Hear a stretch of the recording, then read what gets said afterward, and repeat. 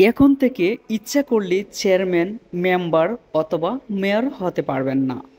Chairman, mayor হতে লাগবে স্নাতক ডিগ্রি, হবে না সরাসরি কোনো ভোট। মেয়র, পৌরসভা, সিটি কর্পোরেশন ও চেয়ারম্যান ইউনিয়ন, উপজেলা, জেলা পরিষদ পদে সরাসরি ভোট হবে না। এসব পদে যারা নির্বাচন করবেন তাদের ন্যূনতম শিক্ষাগত যোগ্যতা থাকতে হবে গ্রাজুয়েট, স্নাতক বা সমমান। নিরক্ষর বা স্বল্প শিক্ষিতরা নির্বাচন করতে পারবেন না। মতামত বিশ্লেষণ ও যাচাই বাছাই করে এমন সুপারিশ চূড়ান্ত করতে যাচ্ছে স্থানীয় সরকার সংস্কার কমিশন। বুধবার 22শে জানুয়ারি মাঠ পর্যায়ে মতামত নেওয়া সহ বিভিন্ন শ্রেণীর পেশার মানুষ ও রাজনৈতিক দলগুলোর সঙ্গে আলোচনা শেষে এমন সিদ্ধান্ত উপনীত হয়েছে কমিশন। এখন চলছে সংকলন কার্যক্রম। এরপর আরেক দফা যাচাই বাছাই শেষে প্রতিবেদন ফেব্রুয়ারি শেষ দিকে জমা দেওয়ার প্রস্তুতি নেওয়া হচ্ছে।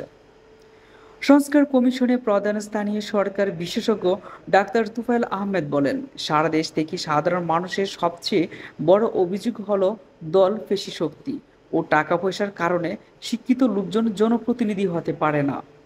নিরক্ষর লোকদের দাপটে সজ্জন গুণী ও শিক্ষিতরা নির্বাচন থেকে মুখ ফিরিয়ে নিচ্ছেন। নিরক্ষর লোক জনপ্রতিনিধি হতে না পারেন, শিক্ষিতরা জনপ্রতিনিধি হতে আগ্রহী হন এবং বিজয়ী হতে আসতে পারেন, এমনভাবে সংস্কারের প্রস্তাব দেওয়া হবে। কিন্তু ভোটে অংশ নেওয়ার ক্ষেত্রে শিক্ষার কোনো মানদণ্ড সংবিধানে উল্লেখ নেই। ভোটে অংশগ্রহণে তাদের বাদ দেওয়ার সুযোগও নেই। এজন্য কৌশলী হতে হচ্ছে কমিশনকে। জানা গেছে, ইউনিয়ন পরিষদ ইউপি সদস্যদের মেম্বার ভোট দিয়ে নির্বাচিত করবেন।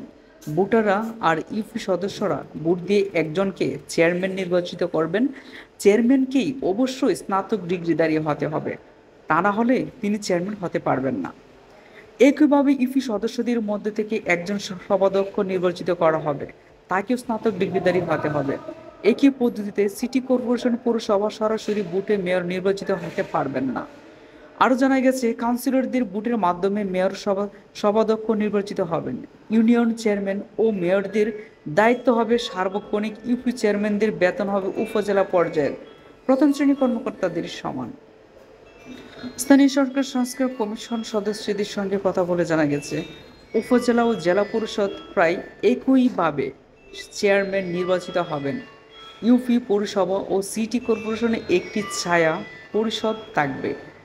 তারা ইউপি সদস্য বা কাউন্সিলরদের মধ্যে থেকে নির্বাচিত হবেন। তারা বিরোধী দলের ভূমিকা পালন করবে। বৈঠকে সভাপতিত্ব করবেন সভাধ্যক্ষরা। সেখানে উন্নয়ন পরিকল্পনা প্রণয়ন, লেজিসলেটিভ আইনি অংশ দেখবেন। আর চেয়ারম্যান, মেয়ররা নির্বাহী বিভাগের কার্যক্রম তদারকি করবেন। স্থানীয় সরকার উপদেষ্টা বা কোনো পদে থাকতে পারবেন না। সংসদ সদস্যরা, এমপি সবাই উপস্থিত হয়ে শুধু মতামত দিতে পারবেন। কমিশন মনে করে, এমপিদের প্রভাবের কারণে স্থানীয় জনপ্রতিনিধিরা স্বাধীনভাবে কাজ করতে পারেন না, তারা এমপি নির্ভর হয়ে পড়েছিলেন।